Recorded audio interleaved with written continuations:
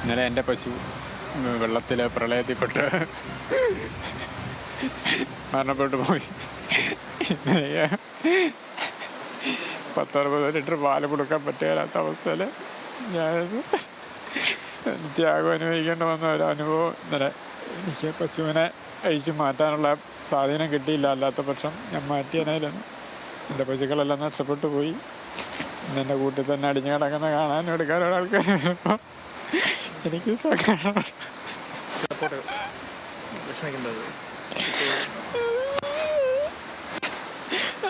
അതുമായിട്ട് ബന്ധപ്പെട്ട് എനിക്ക് എന്തെങ്കിലും നഷ്ടപരിഹാരമൊക്കെ കിട്ടും എന്നോർത്ത് ഞാൻ കളക്ടർക്കും അതുപോലുള്ള മൃഗാശുപത്രി സംരക്ഷണ നിയമങ്ങൾക്കുമെല്ലാം വന്ന് കാണാനുള്ള അധികാരം കൊടുത്ത് അവർ വന്ന് കാണുകയും എടുക്കുകയും ഫോട്ടോ എടുക്കുകയൊക്കെ ചെയ്തുകൊണ്ടിരിക്കുകയാണ്.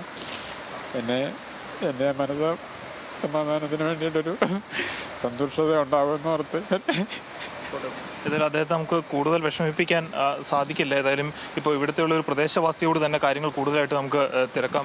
ചേട്ടാ, ഇന്നലെ ഇങ്ങനെ ഈ പ്രശ്നമുള്ള ഒരു ഏരിയയാണോ? ഈ വെള്ളം കയറുന്ന ഒരു ഏരിയ അങ്ങനെ ഒരു ഏരിയ അല്ല. ഈ വെള്ളം എന്ന് പറഞ്ഞാൽ ഇന്നലെ ഒരു വെള്ളം, അതൊരു വെള്ളം എൻ്റെയൊക്കെ ഓർമ്മ വെച്ചാൽ പിന്നെ ഒരു ആദ്യമായിട്ടുള്ളൊരു വെള്ളമാണ്. അപ്പം 3-4 അടുത്ത് ഉരുൾ പൊട്ടി. ആ വെള്ളമെല്ലാം ഒന്നിച്ച് വന്നുകൊണ്ടാണ് ഇത്രയും വന്നത്. അപ്പം ഒരു പശുവിനെ പുള്ളി കയറ്റിയായിരുന്നു. ഒരു പശുവിനെ പുള്ളി അങ്ങോട്ട് കയറ്റി കഴിഞ്ഞാൽ രണ്ടാമത്തെ പശുവിനെ അഴിക്കാൻ വന്നപ്പോഴത്തേന് ഇവിടെ മൊത്തം കംപ്ലീറ്റും വെള്ളം കയറി നിറഞ്ഞു. പിന്നെ അടുത്ത പശുവിനെ അഴിക്കാൻ പറ്റിയല്ലാത്തൊരു സാഹചര്യം വന്നുകൊണ്ട് കയറി ഓടുമായിരുന്നു പുള്ളി. എൻ്റെ ഓർമ്മ വെച്ച കാലം തൊട്ട് ഈ പശു വളർത്തും. 2018 ഈ പ്രളയത്തിലൊന്നും ഈ സംഭവം ഇല്ല. അതൊന്നും ഈ വെള്ളം കയറിയിട്ടില്ല.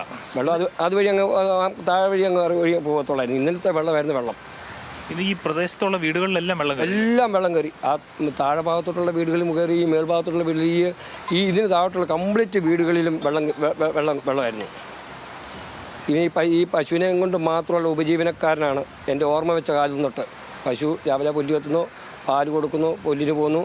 ഈ പശുക്കളെ കൊണ്ട് മാത്രം ഒരു ഉപജീവനമായിട്ട് മുന്നോട്ട് പോകുന്നില്ല. അല്ലെങ്കിൽ വേറെ ഒരു പണിക്കും പോകുന്നില്ല.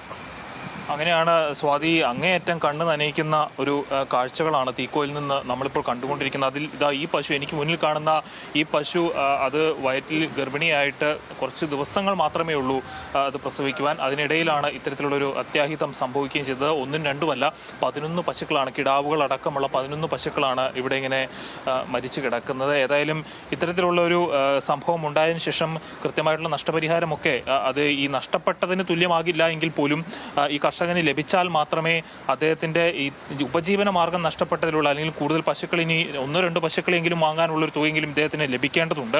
ഏതായാലും വലിയൊരു ദുരന്തമാണ് ഇവിടെ സംഭവിച്ചിരിക്കുന്നത്. നമുക്കറിയാവുന്നതാണ്, ഈ മിണ്ടാപ്രാണികൾക്ക് ഇവിടെ നിന്ന് ഓടി രക്ഷപ്പെടാൻ പോലും കഴിയാത്ത വിധത്തിലുള്ള ഒരു അപകടമാണ് ഉണ്ടായത്.